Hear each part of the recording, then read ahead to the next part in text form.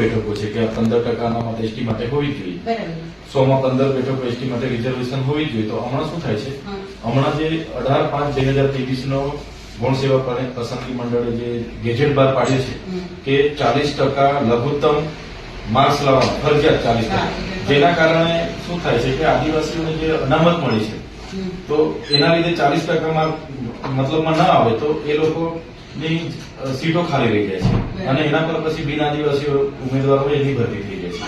તો અનામત તો શું છે કે આદિવાસીઓને પણ સમાન તક મળે એના માટે અનામત છે ને એ કોઈ ગુજરાત સરકાર કે કોઈ ગૌણ સેવા પસંદગી મંડળ લાગુ નહીં કરી શકે. એમણે લાગુ કરવાનું હોય તો એમણે જીપીએસસી યુપીએસસી માં બી લાગુ કરવું જોઈએ, માત્ર વર્ગ 3 માં કેમ? તો મોટે ભાગે એસટી લોકો વર્ગ 3 ના જ અધિકારી કર્મચારી બનતા હોય છે અને એમને બધાને અપેક્ષા હોય છે અમારે એલઆરડી નું થયું, તલાટી નું થયું, બધામાં આ કટ ઓફ ના લીધે ઘણા સક્ષમ ઉમેદવારો રહી ગયા અને લેખિત પરીક્ષામાં જ કટ ઓફ રાખ્યું છે પાછું. અમે ઝારખંડ હોય, આસામ હોય, મિઝોરમ હોય, મેઘાલય હોય, બધી જ જગ્યાના ગેજેટો જોયા છે. કોઈ રાજ્યમાં આ પ્રકારનું કટ ઓફ નથી, કોઈ પણ જગ્યાએ નથી.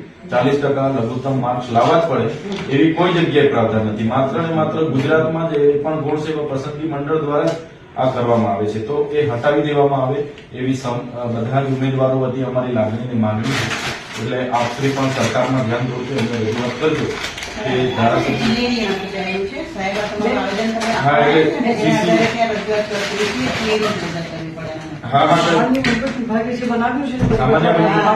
કે તાત્કાલિક ધોરણે એ કોન્સ્ટિટ્યુશનના આખા ઓપોઝમાં છે તો એને તાત્કાલિક ધોરણે હટાવવાની જરૂર છે. અને હવે જે રિઝલ્ટો આપવામાં આવ્યા છે, અમારી સીટો રેવન્યુ તલાટીની, અમારી સીટો સીસી ની અંદર ગૌણ સેવા જે પરીક્ષા લે છે એ ખાલી પડી હતી. ગુજરાત લોકરક્ષક ભરતી બોર્ડ દ્વારા જે લેવાય ત્યાં પણ અમારી સીટો ખાલી પડી હતી બેન. અને આના લીધે બેન તાત્કાલિક ચાલુ ભરતીમાં બી 18/5/23 નું નોટિફિકેશન જો કોન્સ્ટિટ્યુશનને અને અનામત નીતિને બાયપાસ કરે છે તો એને તાત્કાલિક હટાવીને હમણાં જે રિઝલ્ટ આપવામાં આવે એને બધામાં 40% દરેક પેપર પર બી લાગુ કરવામાં આવે છે ગૌણ સેવા દ્વારા. અને ગુજરાત ગૌણ સેવા દ્વારા જે પેપર આવે એમાં પેપરના જે પાર્ટ છે એના પર લાગુ કરવામાં આવે છે.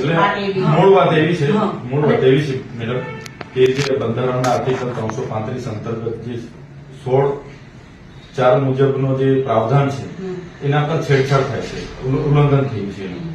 એમાં કોઈ એવી જગ્યાએ ફિક્સ નથી કે ભાઈ તમે 40% લઘુત્તમ માર્ક લાવો, 60-40 નો રેશિયો લાવો કે 40 લાવશો પછી તમને લાયકી ધોરણમાં અમે ગણીશું, એવી કોઈ જોગવાઈ નથી ને કોઈ રાજ્યમાં એવો કોઈ પ્રાવધાન નથી. માત્ર માત્ર ગુજરાતમાં એ પણ વર્ગ 3 માટે લાગુ કર્યા છે.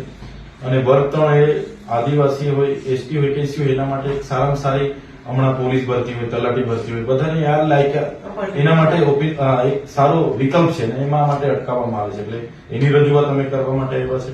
જો આનો નિર્ણય દિન 15 માં નહીં આવશે તો 16 તારીખથી બજેટ સત્ર જે ચાલુ થવાનું છે એમાં બધા જ ઉમેદવારોને સાથે રાખીને અમે બજેટ સત્રમાં સરકારને આ પરિપત્ર રદ કરવામાં આવે અને આદિવાસીને મળેલા અનામતના અધિકારો નું પાલન થાય એના માટે અમે બજેટ સત્રમાં મોટી સંખ્યામાં રજૂઆત વાત કરી શકો છો.